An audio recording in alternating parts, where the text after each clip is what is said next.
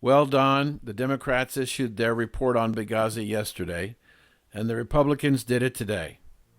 My question is, who really cares? I'm Dan Perkins. On the contrary, Dan, I think Americans should care. If nothing else, it says a lot about Hillary Clinton. I'm Don Mazzella. And this is Two Guys from Verona. We'll be right back.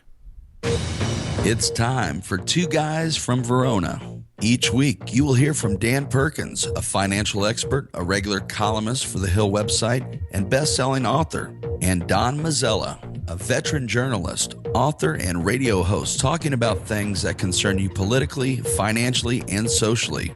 They will also try to give listeners a heads up on future happenings. Well, good evening, ladies and gentlemen. This is Two Guys from Verona, and we have a special guest tonight, Gerard, and help me with the last name again. It's Haran? Haran, yeah. Haran, I'm sorry. Welcome. Oh. We read some interesting stuff about you. You're a former aide to the president, or not president, he wished he was president, Republican Governor Chris Christie in New Jersey. And, the idea that the Democrats championing underdogs just doesn't fit in their criteria. There are what we call the ruling class, or the elites in the White House, and have been for 16 out of the last 24 years. They own TV, they own movies, they own the media, they own the newspapers. So my question to you is, what chance do we have as Republicans and conservatives to save the country? None. None whatsoever. Republicans as a party can't win cities, and so therefore they can't win national elections. If you look at statewide elections, you look at municipal elections, overwhelmingly the Republicans win those. They handle local government extremely well, but they can't win cities. 93% of every major metropolis in the United States of America votes Democrat. So there you go. It's nationwide gerrymandering, if you will. But that being said, I mean, the downfall of the Republican Party and the bickering and the infighting has been very, very public. But what people aren't paying attention to, and it's been just as obvious to me, is that the Democratic Party is clearly falling apart too. The Democratic Party of the '60s, the peace and love, hate Ashfield, the hippies, and these guys, these anti-government guys, they're statists now. It's really not Republicans and Democrats anymore. It's really not liberals and conservatives. The battle lines are being drawn as globalists and populists. It's people that want control of their own lives, and then there's people that want to give away their freedoms to a centralized bureaucracy, man. So let me ask you a question.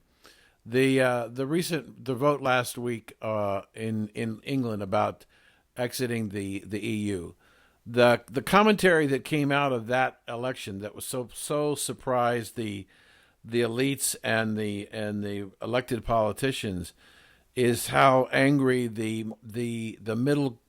middle country and middle class were, and that they rose up against the elites and the leadership.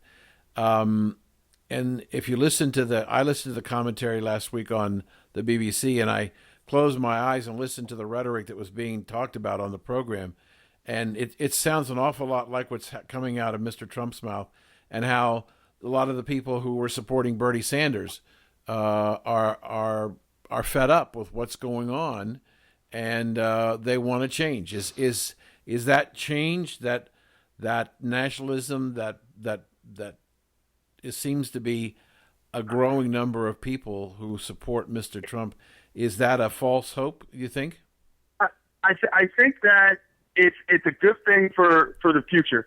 But I also think that what happened immediately, here we are, United States of America, a week before the 4th of July, condemning a country for wanting its own independence. Every person that could get on television, every person that could get in front of a microphone was talking about how the only people that voted to exit the EU, they were dumb, they were old, they were out of touch. 73% of the voters didn't have a college education, and on and on and on. And it was immediate. It was an immediate smear campaign. It was ad hominem attacks immediately. The idea that, you should have to pay fines to some appointed bureaucracy 3,000 miles away from your home, it is somehow now you're the bad guy. You're crazy. You're xenophobic. You're racist. I mean, it's insanity.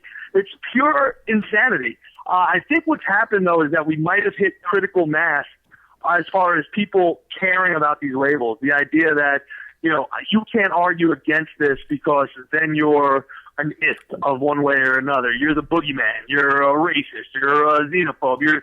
And now I just think enough people have been falsely accused that it's ringing hollow and they don't care. And then when they actually have to defend their platforms, when they have to defend their ideas, it's a tough defense, man. Oh, I agree. I think that what happened, I was interested to see on Saturday a report where it was quoted in the Daily Mirror in England, in London, that the elites, and that was the word they used, the elites were trying to get the parliament to overturn the results of the election. They wanted the 1,450 ministers of parliament to override the 70-some million people who voted in the country. They clearly do not understand that the electorate has spoken, and they don't want any more what they're talking about. And the irony is that what happened yesterday was that Angela Merkel and the Prime Minister of France have developed a plan that would require the EU members to surrender all of their military and their economic controls to the European Central Government in Brussels. Yeah, I read that. I read that, and I'm like, yeah, that's. Didn't we see this movie? Didn't we see this movie with Germany wanting the rest of Europe to surrender? I mean, haven't we gone through that? I mean, it's so crazy.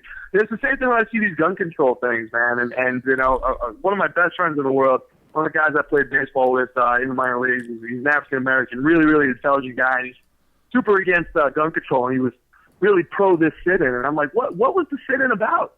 They shot down 2 gun control bills that would have passed. Senator Corbyn's bill would have passed, and it fell 6 votes short. And it was almost the exact same bill the Democrats put out, only it accounted for due process.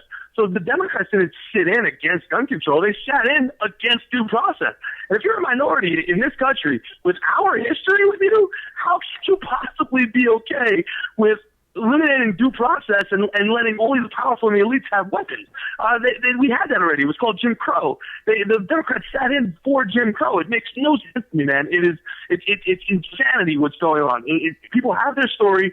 They're sticking to it. They have their narrative, and that's it. And you talk about Parliament wanting to overturn it. Why not? The Supreme Court. I forget his name off the top of my head, but the Republican governor from Virginia who got caught with his wife's $250,000 a year no-show job, corrupt up the yin-yang. The Supreme Court overturns the ruling because they said, and it's almost verbatim, that under this guise, every politician will be held accountable because this is how they do business. So, wait a minute. Did the Supreme Court just legalize corruption? Or did it actually just legalize corruption? Makes absolutely no sense to me whatsoever what's happening. Well, I'd like to disagree a little bit on that. I happen to agree with the Supreme Court on that issue. But Gerald, Gerard, let me go back and ask you a question. You're from New Jersey. You work with Governor Christie. Here in New Jersey, I just saw a poll that makes Donald Trump surprisingly strong in one of the reddest states in the union. Why is that? Well, one more time, I'm sorry? Why is it that Donald Trump is running so strong here in New Jersey? Surprisingly strong, if the polls that I've seen in the past hour are true. Well, for two reasons. One, everybody here in New York and New Jersey both know that Hillary Clinton is a reptilian, from outer space here to rule us for our overlords. No, but honestly, I think it's not so much pro-Trump as it is anti-Hillary. Everybody in this area is anti-Hillary. We know that she's just 100% pander. She'll do anything to get elected. And as far as Donald Trump's popularity, and being a Republican in such a blue state, he's kind of Republican. You know what I mean? He's a recent Republican. He's as liberal as you could possibly get, and be the nominee from the Republican Party, which is not necessarily a bad thing. Well, you have a very good topic in discussing this. As Dan points out, the top 20, I think it's 20 cities, have been controlled by the Democrats for long periods of time, yet they still fail their students. They still fail in terms of making their citizens better. Why do you think that's the case?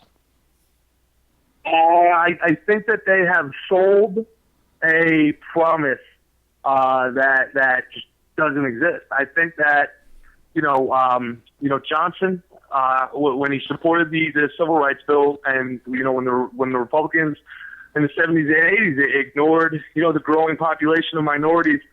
Whether they actually ignored them or not is a whole other debate. But they lost the marketing battle. They lost the marketing battle for sure. And now you have populations of cities. We're more urbanized than ever before. There's more people living in cities than there ever have been before. And you have a high concentration of young people. You have a high concentration of minorities. You have a high concentration of your liberal elite. So you're not going to find, for whatever reason, and the demographics seem to be that your more conservative person that works in a city does not reside there. I see it in Philadelphia. I see it in New York. I see it in Boston. Especially when I'm doing shows, people will work in the city and then they'll live elsewhere. So Bergen County, New Jersey, is pretty much red across the board, and almost that entire county commutes to work in New York City every day.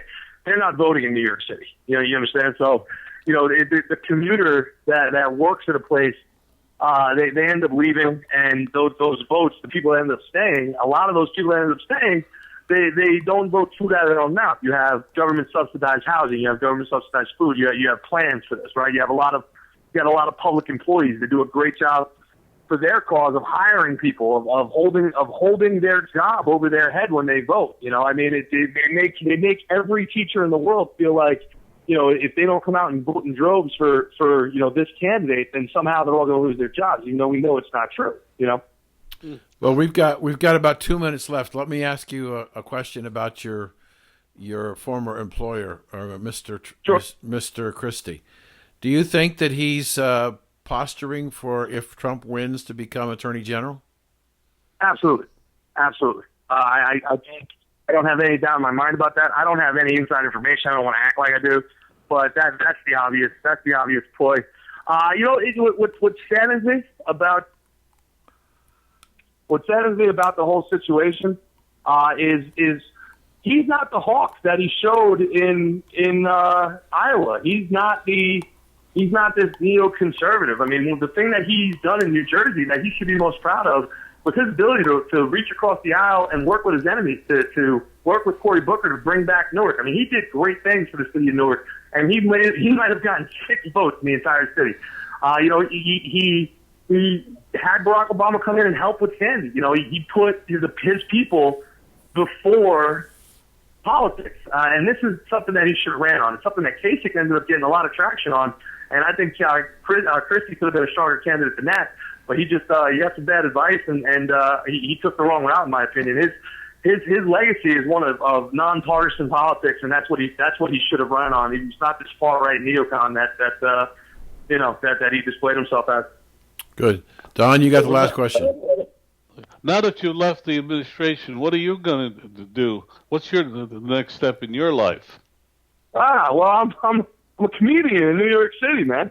I do comedy in New York. I travel. I'm opening for Bob Levy in Atlantic City on the 2nd and 3rd here on July 4th weekend down in Caesars. So if any of you guys want to come down and check me out, if they mention the show, I'll buy them a drink. I have to march, believe it or not, the July 4th old style parade in a small town in New York. Yeah.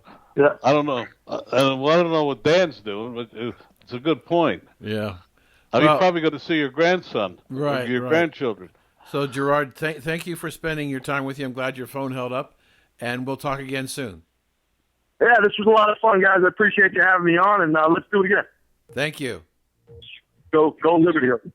So, right, have a good one. This is Dan Perkins. And And Don Mazzella. For Two Guys from Verona. Remember, check out our website, twoguysfromverona.com. We'll be right back after these messages. Welcome back. You're listening to Two Guys from Verona. Once again, here's your hosts, Dan Perkins and Don Mazzella. Well, Don, as I said in the opening, we have the Democratic response to Benghazi yesterday, the Republican response today. I think something like, was it 800 pages or 200 pages? I think it was 800 pages and $200 million. And as I said in the beginning, who cares? I mean, we might intellectually want to know about it, some of us, especially those on the East Coast. But I'm not sure out in the heartland of America that there are many Americans who really care. That happened in 2012. This is 2016. It was 4 years ago. And so the idea that there isn't really any real startling development in the report. I do think that the Republican report and the supplemental narrative, a 50-page deal, what's clear is that the administration, knowing that it was 53 days away from a re-election, managed this process and openly lied to the American people about what the cause of this was. Hillary Clinton, who wanted to make Libya the cornerstone of her legacy of Secretary of State, absolutely blew it. And even the president, in a recent interview with Chris Wallace, said that perhaps the greatest mistake in his administration was in Libya when they didn't have any idea who was going to take over after they got rid of Gaddafi. And they had to get rid of Gaddafi because Mrs. Clinton wanted Gaddafi out. Even though he had no weapons of mass destruction any longer, she wanted regime change, just the way she wanted it in other parts of the Middle East, and was the person who was pressing the president. So when the disaster came, you could see in the testimony and the transcript of what was going on, excuse me, in the report, that they clearly spent more time worried about how are they going to control this situation because of the election, and how are they going to try and control it to create a positive legacy for Mrs. Clinton should she decide to run for president. And they cared very little about the Americans that were killed. I still think that the most damaging part, and if I were a Republican strategist, which I'm not, in the fall campaign, I would be running a commercial of Mrs. Clinton standing over the caskets of the 4 dead Americans with a caption, "She lied to them. She lied to their parents. Is she going to lie to you?" And I just think that it's just further evidence that we all knew that she's a national security risk because of all her dealings with the Clinton Foundation. And at the same time, she doesn't make good decisions. Don? Well, I thought you would also discuss the fact, and I think you're right, that you feel that this election will be really decided on the economy and jobs. And you've been hammering at that, and I think you're right. It's interesting. What I thought was really damaging was that there is an email from Clinton to her daughter on the day of the events saying that it was terrorists, yet she persisted in the idea that this was a spontaneous reaction to that ridiculous video. Hillary Clinton has a habit of lying, and really? This report... Well, you know, you know me, I don't lightly say things like that. Right. But if you read that report, as I managed to do in the last couple of hours, as much as available, as much as I could, you're seeing here a whole group of people that weren't worried about the effect in terms of America's foreign policy, but worried about how it would look to the American people. And when you start doing that, you start to say, wait a second, what are you more interested in, this country or saving your own behind? And in Mrs. Clinton's case, we know that that's the case with President Obama, and I think it's with this one. In this case, Mrs. Clinton. I'm going to make just one more point. When the CIA overthrew the Mossad, the dictator of Iran, they had the Shah ready to come in and take over. It was one of the great CIA operations of the Cold War. It's a shame that after all these years, Mrs. Clinton and President Obama didn't learn from that. No, they didn't learn. You're right. They put their own self-interest ahead of the American people. And I think that it was demonstrated clearly in the text that we saw today that they were more concerned about losing the election because they had to control this. And I hear the music, so it looks like we got to take another commercial break. This is Dan Perkins. And Don Mazzella. For Two Guys from Verona, go to the website, twoguysfromverona.com, and we'll be right back after these messages.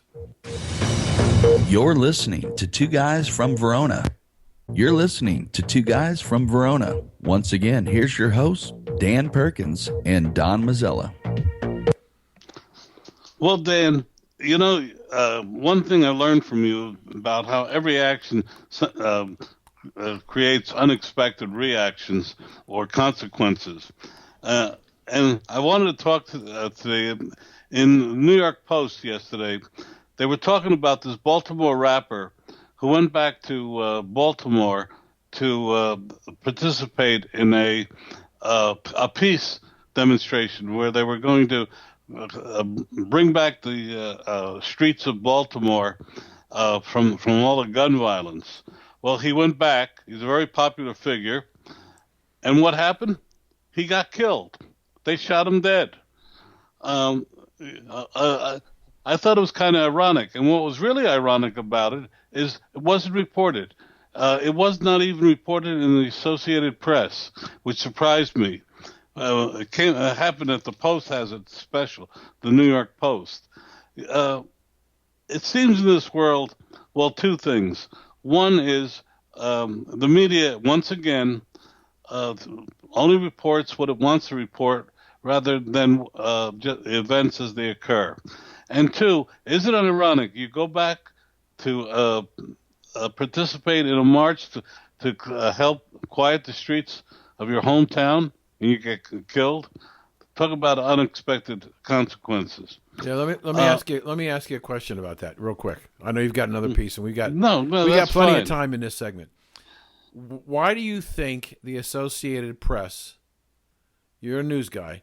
Why do you think the Associated Press didn't do anything with that story? And was it the New York Post you said did it, or someone else? Yes. Why did the Post do it? I have no. I can't speak for the Associated Press. They're usually very good at that. They pick up everything.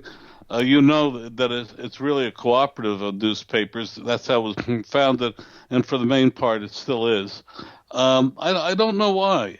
When I saw the story on Monday morning, I was just so surprised, and I started looking around at various. I even went to the Baltimore Sun, which covered the story, obviously, but it was in the back page because I think the lead of this world are really smarting from the fact that everything they say, how they can get lead a better life and everything, isn't really happening. It's certainly not happening in Baltimore if you read this and other things. It's just not a story that they want widely disseminated. A man goes back. He tries to go back to the streets where he was born and raised, tries to lead a peaceful march, and gets killed for it. It's a fascinating story that should be on the front page. It's especially when what did we have 6 months ago? We had or more. We had the Baltimore riots where people no one died except one man and every time they bring somebody to trial for that murder or death, all they get are a judge saying you couldn't prove it. It doesn't true. It really shocked me, and I pulled it out of the newspaper, and I said if we had time, I'd like to discuss it in the context. But the other thing that's happened about 25 years ago, colleges adopted a policy. They realized that women were not getting tenure as much as men, and one of the reasons they identified was because women had babies. And so what did they do? They extended the tenure track from 6 years to 7 years. Now, 25 years later, they've done a study. And you know what they found? That one extra year actually increased the number of men who got tenure versus women, because it gave men an extra year to do whatever was necessary to get tenure, and women, and they could get, by the way, get the extra year by saying I'm the new parent or a parent, and women are too. But what they fail to realize is women have to take care of babies, and men usually don't have to. And so what's happened? The number of men versus women has actually increased by 27% over the previous figures. Unintended consequences, yes. When you try to do something, and in fact, until the study, which is not widely circulated, I happen to hear about it by someone, one of my sources, really shows that if you try to do, as you say, be politically correct, the answer be you may actually harm the people you're trying to help. Yep. Your comments? Yeah, I think that's what we saw last week in the vote, is that the politically correct people and the elites were absolutely angry, virtually angry, that the fact that the middle class would throw out this opportunity to become part of the European Union and stay in, and that they were so angry that they wanted to go to Parliament and have Parliament overturn the vote of the people. And the last time I looked, Parliament was a representation of the people.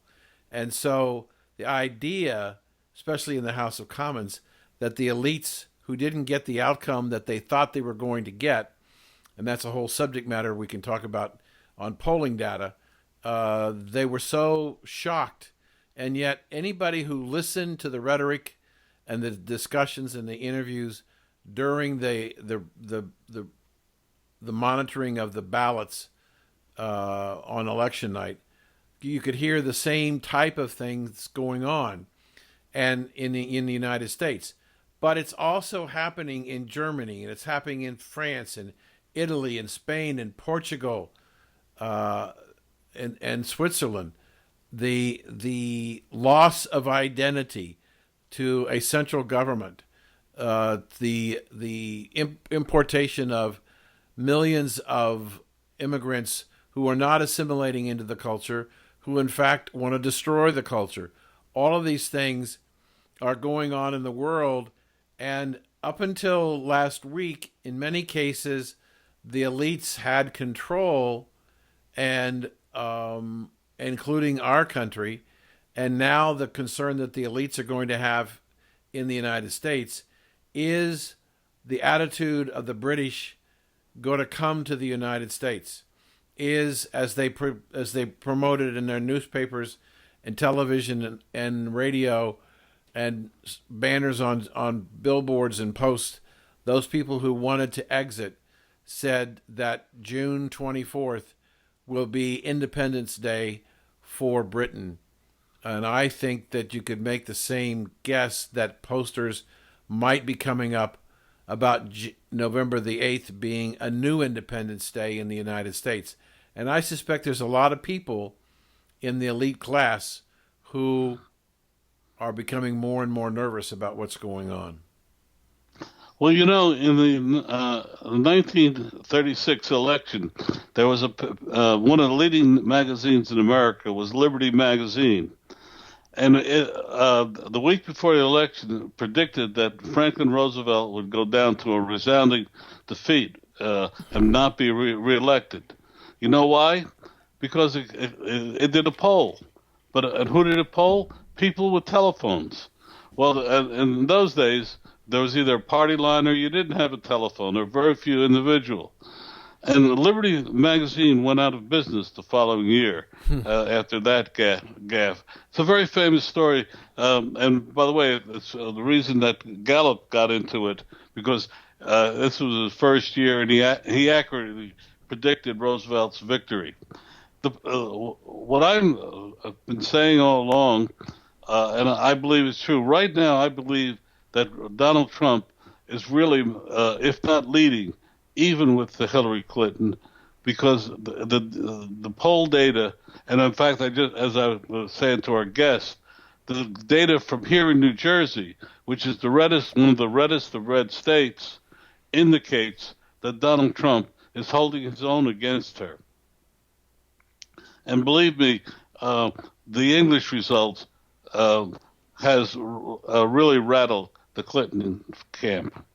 I would think so. I would think that the idea that the working class, the people who have been the most affected, and I think it's the ramification. That right now we have in the vote in England, one of the big surprises is that the unions went against the government. The unions wanted to get out, and we have a situation here in the United States where a third of blue-collar workers are out of work in this country. A third of the labor force is out of work, not working, and depending upon the government to survive. And I think that there's more and more of this. We're talking about 7.5 years of no progress. In fact, regression. And I look at it and say, wow, there's something going on here. And when I saw what happened last week, I began to think about, wait a minute, maybe there's a possibility, because the rhetoric is exactly the same. The concerns, the wishes, the desires, the fear, the anger that I heard in Britain has been prevalent in the United States. And I think that creates a significant opportunity for change, and the intended consequences of this change is to get rid of the political correctness. And we're out of time at the moment, so we need to take another break. This is Dan Perkins. And Don Mazzella. For Two Guys from Verona. Go to the website, twoguysfromverona.com. Remember, if it's important to you, it's important to us. We'll be right back. You're listening to Two Guys from Verona. In this final segment, Don and Dan offer their predictions on what's going to happen in our world. Well, before you get started, Don, I just want to alert the audience there is a major thunderstorm rolling over my house. So if you hear thunder, that's what it is. So you've got some news for us. Go right ahead, sir. Well, it's a prediction. It's based on three things. Number one, a suspiciously high number of officials have delayed. Usually, this weekend, as you know, is a 3-day holiday, and usually the politicians start leaving town tomorrow, Wednesday, or Thursday. But the interesting thing is that the private planes, etc., for a lot of officials, are now being gassed up for Friday and even Saturday. It's interesting. That's number one. That's a sign that something's brewing. Traditionally, if you want to dump bad news or news that is not going to sit well with the American people, the time to do it is the Friday before a long weekend like July 4th. Third thing is that the Hillary Clinton camp thinks the best thing to do is whatever thing that's bad about the emails should come out sooner rather than later. I don't know if you saw it, but another batch of emails came out again yesterday, and more are going to come out. And I think they're not leaking. Their publication, some of the worst ones are going to come out later on. Plus, John Crudell, who I think is one of the best reporters going, who works for the New York Post, today dropped a bombshell of a story about Foster, the close friend of the Clintons who committed suicide Vince Foster. years ago. Yes. Vince Foster. Okay. So, and he said openly what's been quiet in Washington for many years.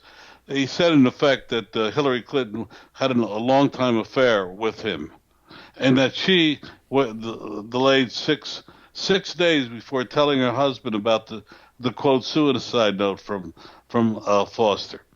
All of this leads me to the belief that possibly we may have an indictment or a pardon or something on Friday. And I think we all have to be aware of that and be concerned that somebody is going to try to pull something over the eyes of the American public this Friday. So do you really believe that the mainstream media, if there is an indictment of Hillary, even though it's the 4th of July long weekend, and I would think that would be a terrible time to indict her, but that's one person's opinion. But if they're going to indict her on or announce an indictment on Friday, do you think that the mainstream media can walk away from that story? Not walk away from it. The majority of Americans, the way we operate, by the time they really get back to work on Tuesday, it will be an old story. And you won't have the firestorm. Tomorrow, on every network, we're going to see about the Benghazi report. But and on Saturday, but who watches TV on the Saturday before a 4th of July celebration on Monday? It's the way of things. It'll be like Americans will almost say, well, that happened, and it's that happened, and go on. But if you drop that, let's say tomorrow morning, the Americans would have 2 days to be saturated with all the coverage. I'm not saying they'll ignore it. In fact, they may even play it wall to wall. But the answer, the audience won't be listening. If you look at the numbers for all of these programs on Saturday and Sunday compared to the rest of the week on the news, Fox, etc., and if you see the players that are on, you know that most Americans ignore the news on a weekend, particularly one like this. But you know, I hear what you're saying, and I understand what you're saying. And you're the news guy. I'm not the news guy. But I got to believe the indictment of the first woman potentially winning the nomination for a major party in the United States for president of the United States is probably one of the biggest stories in decades in the United States. And I just don't know how they bury it. Well, what I think they might announce is that they're going to the grand jury. I don't think they'll go. They haven't brought it before the grand jury yet. Okay. I think perhaps the thing that they will say is we're going to the grand jury, which by and of itself would even be a big story. Yeah, go ahead. I'm sorry. Or President Obama is giving her blanket pardon. Well, I can tell you that the last report that I saw on Drudge was that she had not had an interview with Comey or the representatives of either Justice or the FBI. Now, I don't know how that's a current story, but I don't know how old the story is in and of itself. So it's going to be an interesting 4th of July weekend. I need to take the last couple of minutes here and just talk a little bit about what's been happening in the markets. One of the most important things, and I guess there's a smile on my face that nobody can see.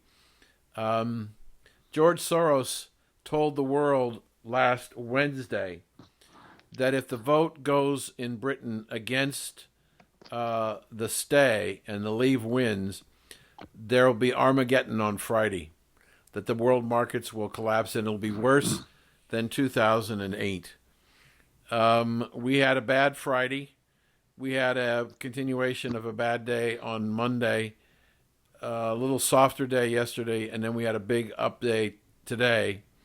And so What's happened is that a lot of the loss that was blown out of the market on Friday has already been recovered, and interest rates in the United States are still within about 10 basis points of being at an all-time low. The markets hit about 2,000 in the S&P and bounced off of there. But it's not a time to panic. People who make decisions based on panic usually make bad decisions about a lot of things, including I think investing. that thunderstorm has finally gotten Dan. Yeah. We're looking at him. He and I share a Skype. Yeah. And okay. So anyway, just be careful. Don't make rash decisions about the markets, and